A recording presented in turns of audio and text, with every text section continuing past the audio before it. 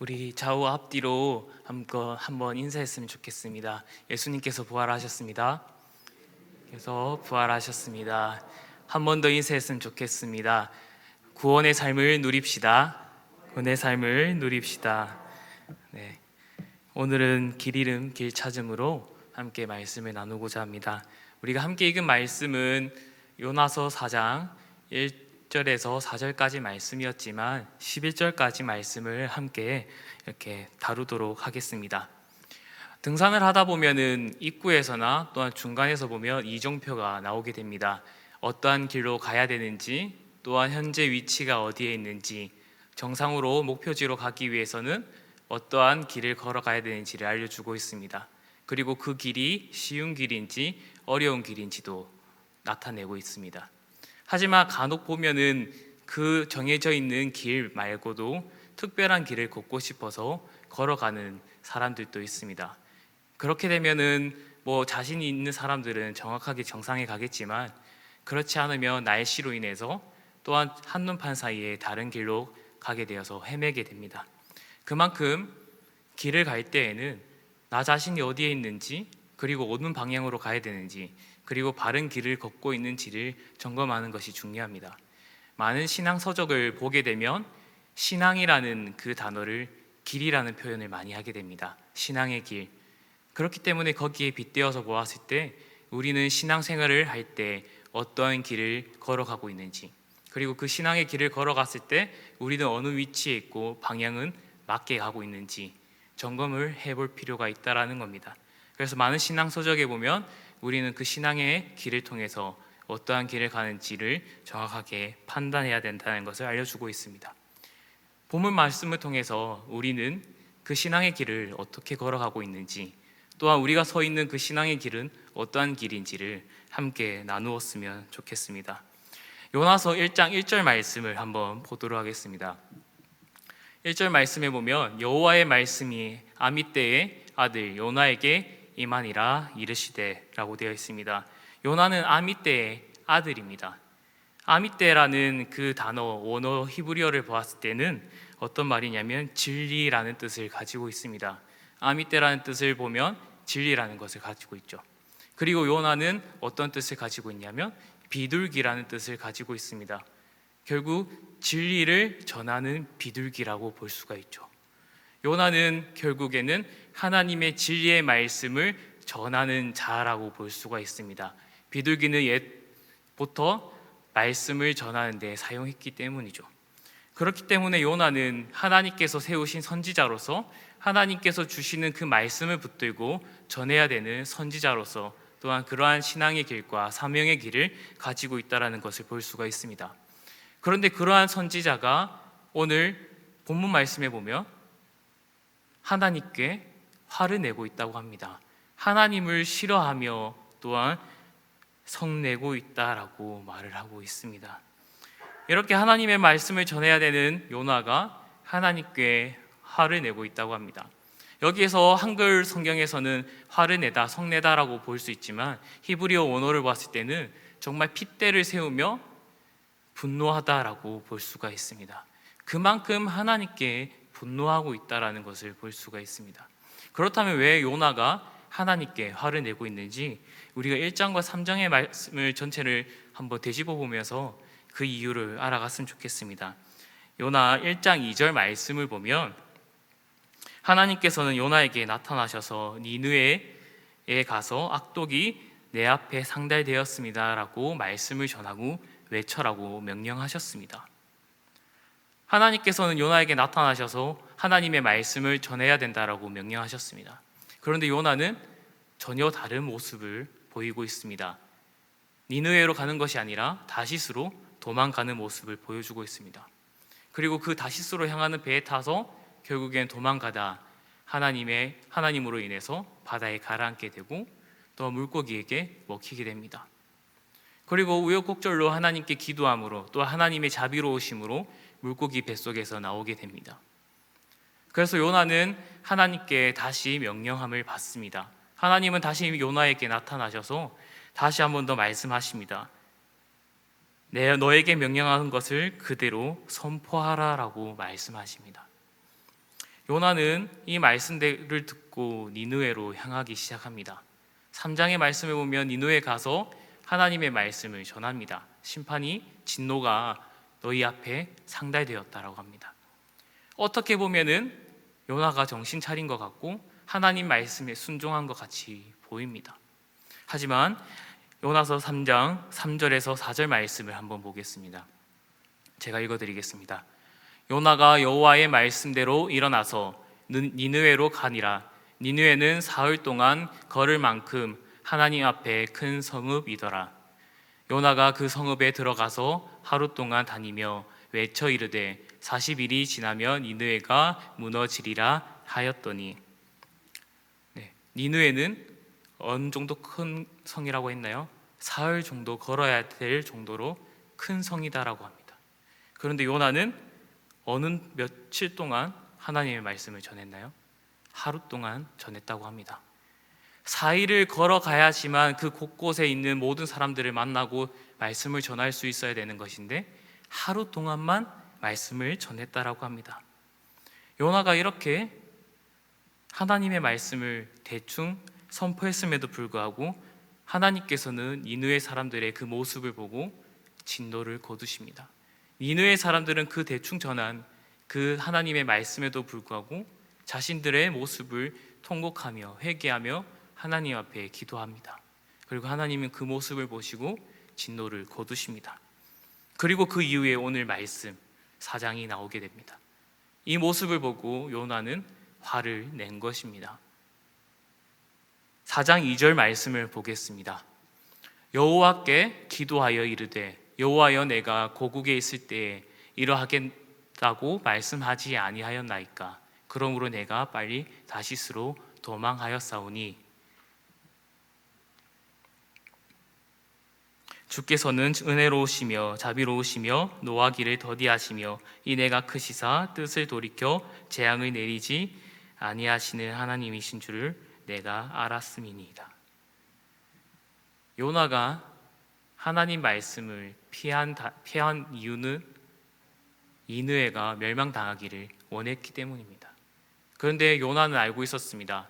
하나님의 말씀대로 하나님의 말씀을 선포하면 니느웨가 용서받을 것을 알고 있었기 때문이죠. 요나는 그것을 원치 않았습니다. 결국에는 그러한 것에 부당함을 느끼며 하나님께 화를 내고 있는 것입니다. 하나님, 제가 도망간 이유를 모르시겠습니까? 하나님께서 그들을 용서하실까 봐 제가 피한 거고 하나님께서 그들을 자비롭게 인애롭게 보실까 봐 제가 피한 것이지 않습니까? 라고 화를 낸 것입니다.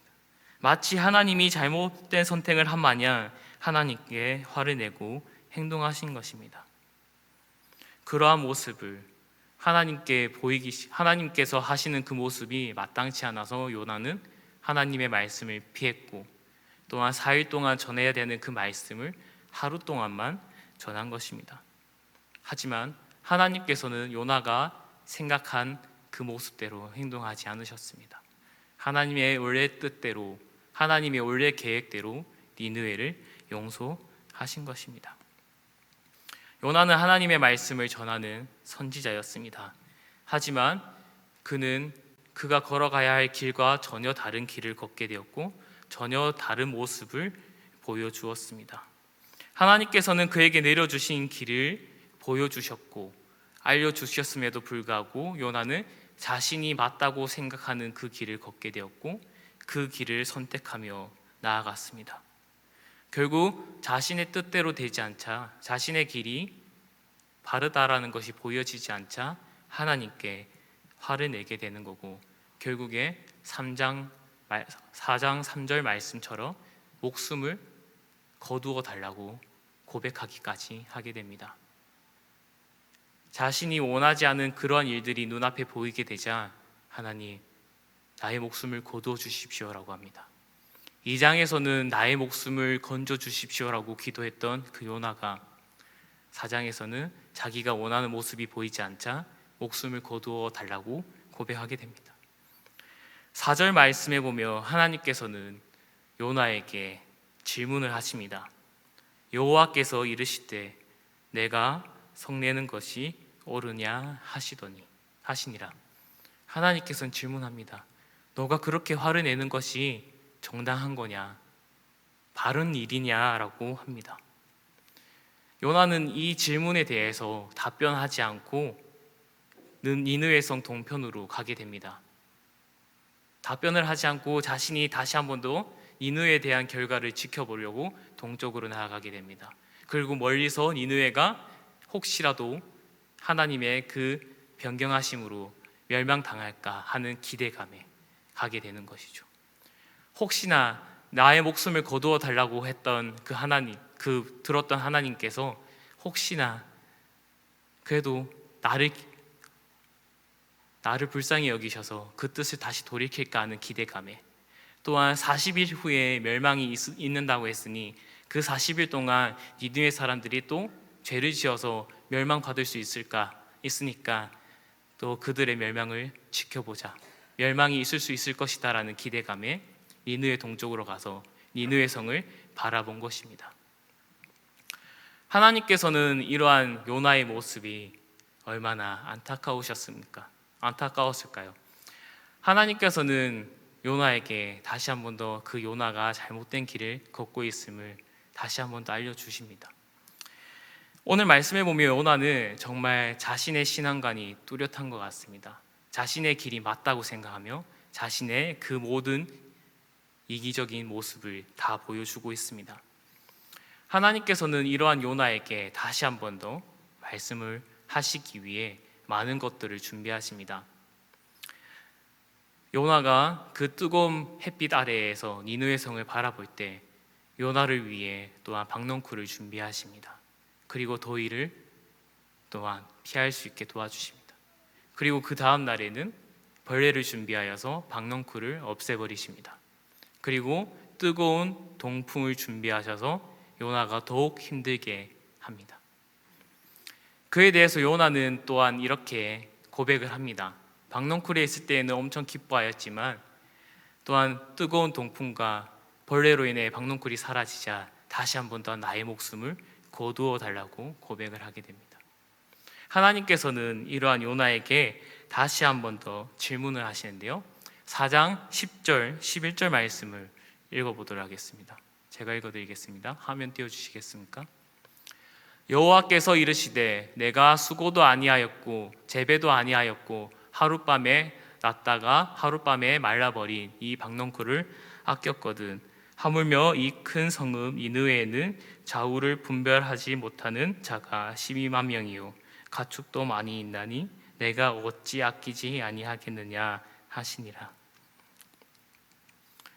지금까지 요나의 모습을 보며 정말로 이기적인 모습이 가득함을 볼 수가 있습니다. 이기심을 뛰어넘어 민족주의자 같이 보입니다.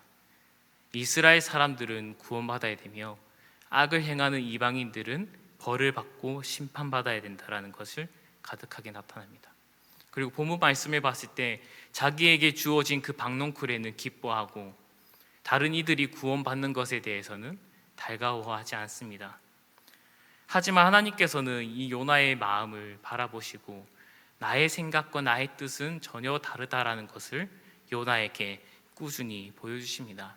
하나님의 그 구원의 계획, 하나님의 사랑, 하나님의 인내하심이 얼마나 큰지를 요나에게 보여주십니다. 하나님께서는 무작정 니느웨를 구원하신 것도 아닙니다.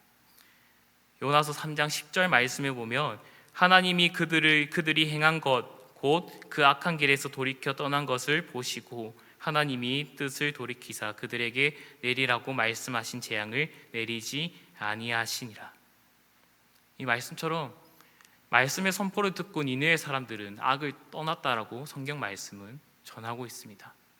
하나님께서는 확실한 구원 계획을 요나에게 보여주신 겁니다.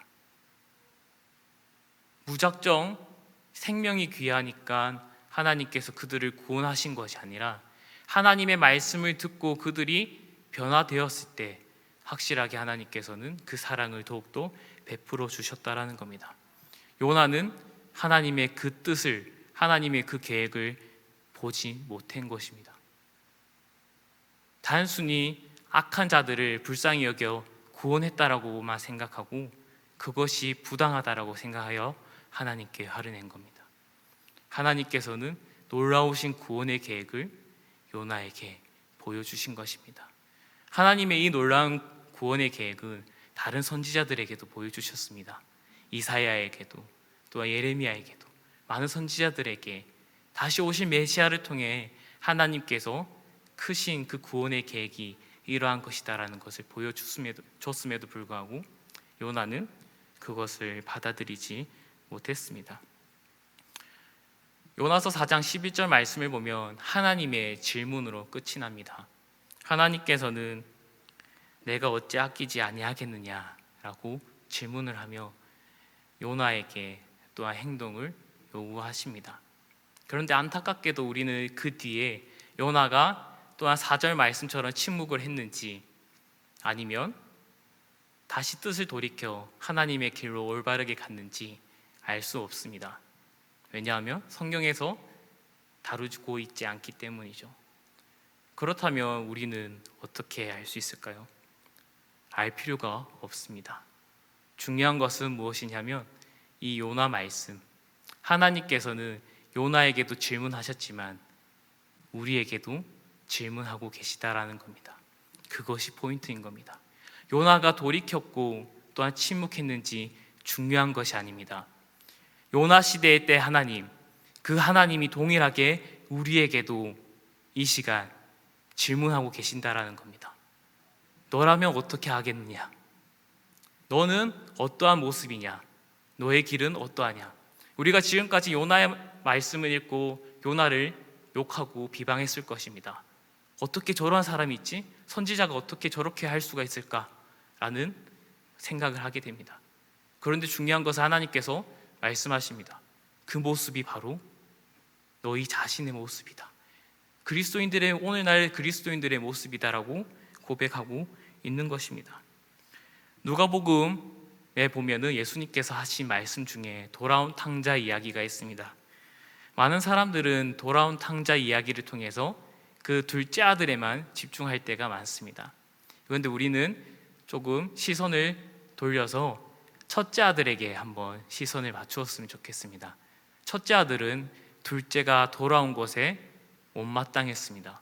더 나아가서 아버지가 그 모욕적인 말을 한 둘째가 거짓골이 되어서 돌아왔음에도 불구하고 기뻐하고 잔치를 즐기게 하시고 또한 손간에 반지를 끼워주시는 그러한 모습을 보았을 때 첫째는 못마땅했습니다.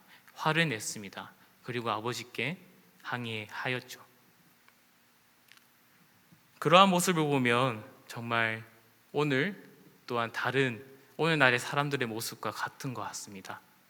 내가 받을 복에는 엄청 기뻐하고 집중하지만 다른 이들이 조그마한 이익을 받았을 때 질투하고 또한 저 사람은 구원 받으면 안 되고 저 사람은 정말 벌 받아야 되는데 잘 되는 것을 보면 배 아파하고 하나님 저 사람도 받는데 나는 왜 이렇습니까? 라고 기도하고 있는 나의 모습을 보게 됩니다. 그런 모습을 볼 때 우리는 요나와 같은 모습을 가지고 있구나라는 것을 보게 됩니다. 나의 눈으로 보았을 때 저 사람은 별 볼 일 없는 사람이고 믿음 없어 보이지만 그런데 하나님의 사랑이 넘쳐나는 것을 보았을 때 답답함이 몰려올 때가 있습니다. 하지만 우리는 그러한 모습들을 내려놓고 하나님의 구원의 크신 계획, 하나님의 계획에 집중해야 됩니다. 하나님의 뜻은 무엇입니까? 하나님, 나의 지식과 나의 뜻을 내려놓고 하나님 말씀에 집중하게 하여 주시옵소서라고 하나님 말씀에 더욱더 의지해야 됩니다. 그것이 바로 우리가 걸어가야 될 신앙의 길이고 사명의 길입니다. 그리스도인은 나만의 신앙이 아닙니다. 함께 가는 신앙입니다. 믿지 않는 자들을 이끌어 가줘야 되며 또 힘든 자들을 보살펴 줘야 되며 또한 힘들어하는 자들에게 사랑을 전해줄 수 있는, 사랑을 나눌 수 있는 그러한 자들이 되어야 됩니다.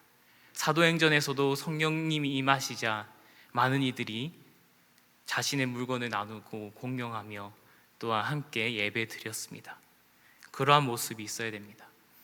예수 그리스도께서는 공생의 3년 기간 동안 많은 것을 알려주시고 이러한 것을 행해야 된다라고 알려주셨습니다. 그리고 승천하실 때에도 너희는 나의 증인이 되어야 된다라고도 말씀하셨습니다. 마태복음 22장 37절에서 39절 말씀을 함께 읽어보도록 하겠습니다. 예수께서 이르시되 내 마음을 다하고 목숨을 다하고 뜻을 다하여 주 너의 하나님을 사랑하라 하셨으니 이것이 크고 첫째 되는 계명이요 둘째도 그와 같으니 내 이웃을 내 자신 같이 사랑하라 하셨으니 마가복음 16장 5절입니다. 제가 읽어드리겠습니다. 또 이르시되 너희는 온 천하에 다니며 만민에게 복음을 전파하라. 하나님께서는, 예수님께서는 성경 말씀을 통해 우리에게 지금 우리가 어떠한 길을 걸어가야 되는지, 어떠한 사명을 가져야 되는지를 말씀해 주고 계십니다. 하나님을 사랑하고 내 이웃을 내 몸과 같이, 나를 아끼는 것 같이 다른 이들도 아끼고 사랑해야 된다고 합니다.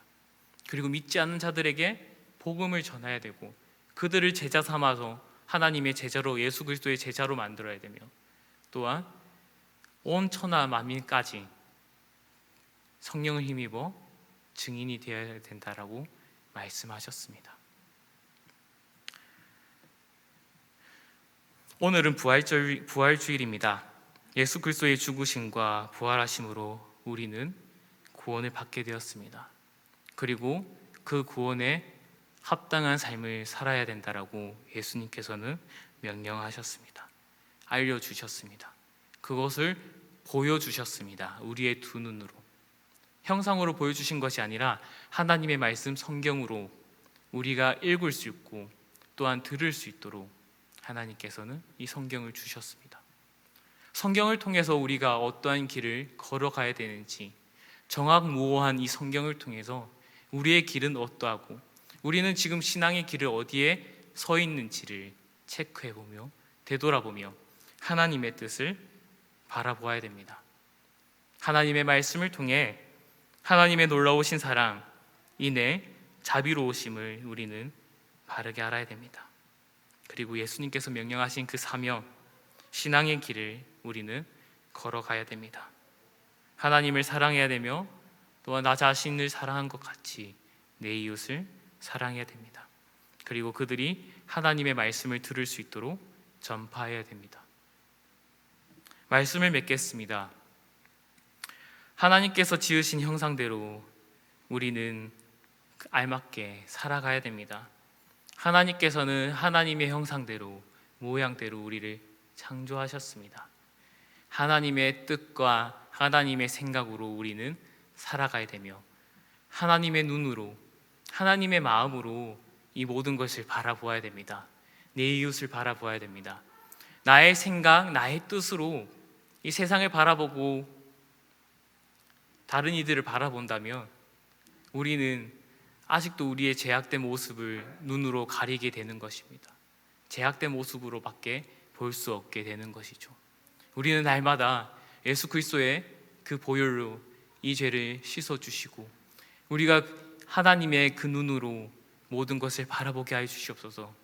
아버지의 마음으로 다른 이들을 바라보며 세상을 바라볼 수 있게 하여 주시옵소서라고 기도해야 됩니다.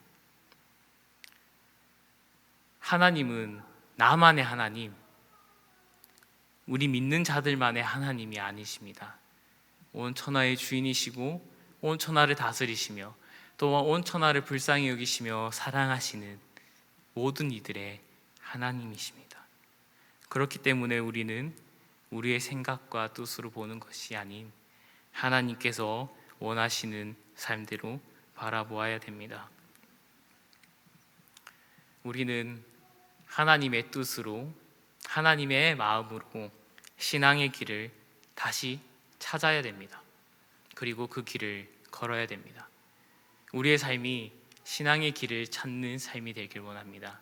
길을 잃는 것이 아닌 신앙의 길을 찾아 그 길을 합당하게 걸어가고 합당하게 누릴 수 있는 우리가 되길 원합니다.